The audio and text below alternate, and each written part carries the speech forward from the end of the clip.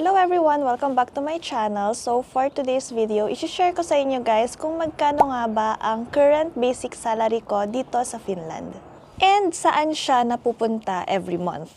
So currently, ang basic salary natin dito sa Finland is 3,177 euros and 50 cents. So syempre, depende naman sa years of experience mo, pwede ka may additional. Like for example, umabot ka ng 5 years, pwede ka madagdagan ng 3%, and then kapag 10 years naman inabot mo, pwedeng 8% naman ang additional nun. In addition to that, syempre meron din mga weekends kapag gumagawa ka ng weekends na shift, evening shifts, night shifts, pati yung mga overtime, and meron din yung mga tinatawag na call-in bonus. So every paycheck, maganda na nire-recheck natin yung dumadating na salary natin, i-check natin na tama yung nare-receive na salary. So ako guys, I'm working as a registered nurse sa Kotihoito. Kotihoito is like travel nurse siguro sa ibang bansa or community nursing.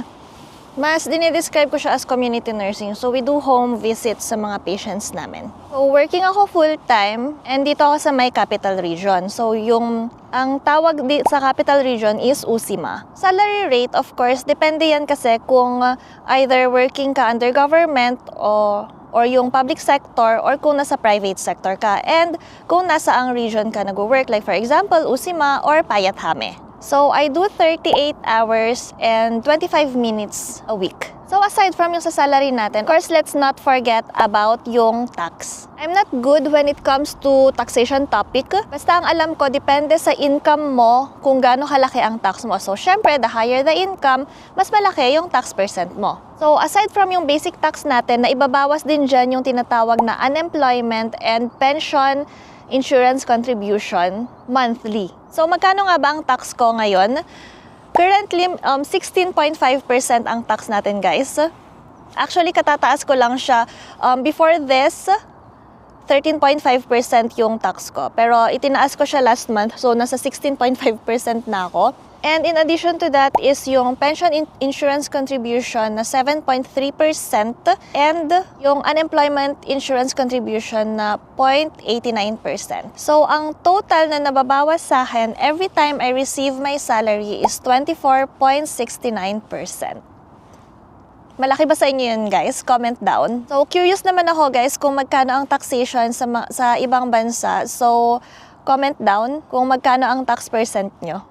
So, ayun nga, regular kong chine-check yung nare-receive kong income from the start of the year, and then ni-a-adjust ko na lang siya accordingly. And usually, na-adjust ko siya by summer or yung start ng autumn. Take note lang guys na huwag kayong mag-a-adjust ng yung patapos na yung autumn kasi baka mabigla kayo na biglang taas yung tax percent nyo, and syempre kung mataas yung tax percent nyo, mababa din yung makukuha yung salary for the remaining months of the year. So punta naman tayo sa monthly expense breakdown. Na-discuss ko na din to sa my previous vlog ko, magkano nga ba yung napupunta sa apartment namin, yung expenses para sa apartment. So yung rent namin for now is 750 euros per month. Tapos, may insurance na 13.5 euros monthly din. And dagdag pa doon is yung kuryente, syempre. So, andyan yung ating distributor and provider. So, dalawang ano yan. So, most likely, siguro nasa 20 to 30 euros din monthly. Siguro. Hindi pa namin sure. Malalaman pa lang natin. Pero most likely nasa ganun, 20 to 30 euros. And, ano pa ba yung andun? Tapos yung water, 22 euros monthly per head naman yun. So, yun yung mga expenses natin sa apartment. And syempre, kung dalawa naman kayo, so, pwede mag-share ng gastos, ganyan. So, that's around 837 euros monthly. Syempre, yung groceries, depende din yan dun sa mga stocks na natira mo or kung ano mga kailangan mong bilhin for that month. So, ranging siya from 300 to 400 euros.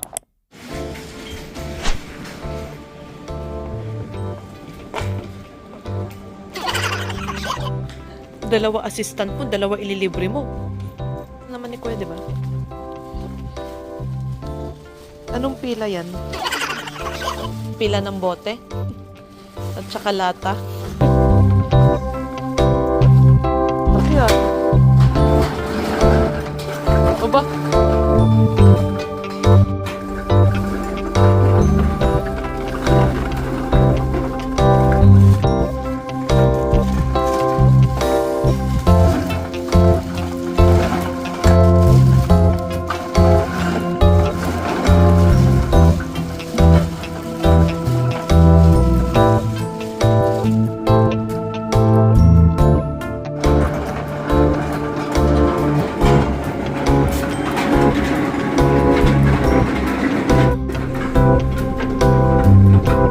Mga abangers.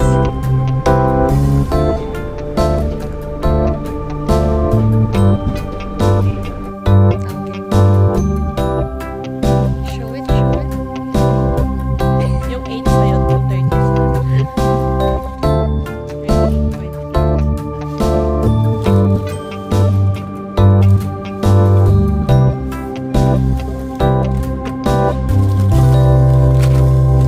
Silipin ko nga lang.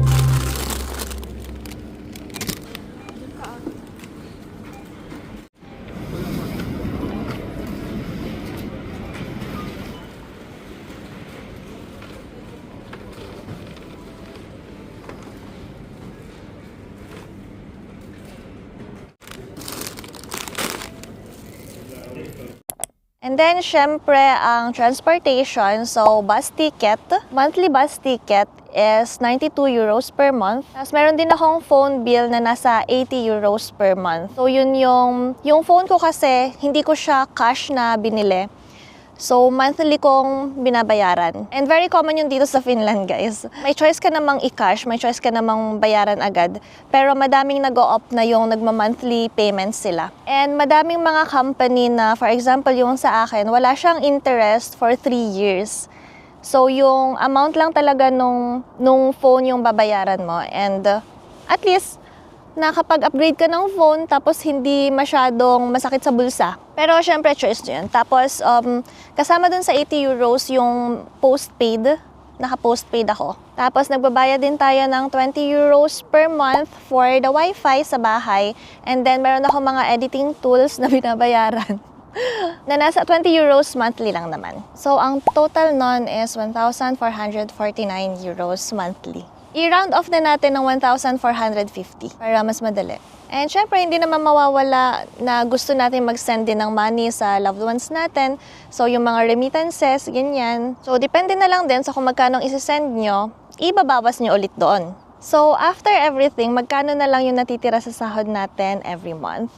So, kung ang basic salary is 3,177 euros and 50 cents, less yung sa mga tax and pension and unemployment insurance contribution na 784 euros and 50 cents. Ang net na nare-receive natin monthly is nasa 2,393 euros. And kung ilaless natin dyan yung monthly expenses natin na 1,450, parang ang natitira na lang is 943 euros. So again, kung magkakaroon ka pa ng mga ibang expenses, may babawas pa dyan. And again, yung sa remittance kung nagpapadala ka sa loved ones mo. Kung meron naman kayong kasama or ka-share sa monthly experience, syempre, mas malaki din yung matitira sa inyo. So, siguro marami nag-iisip na pag nasa Finland, dahil first world country siya, malaki ang sahod, maganda ang buhay. Pero ang totoo, balance lang. Kasi kikita ka ng malaki, pero syempre, yung expenses mo, malaki din. Kaya important talaga ang budgeting. So, if you are planning to work abroad, guys, here's what I've learned. First is that know your net salary, hindi yung gross. Tapos, expect mo yung high cost of living. Learn to manage your money early. Yeah. Early budgeting, early saving, ganyan. Tapos, avoid lifestyle inflation. And lastly, is to have realistic expectations.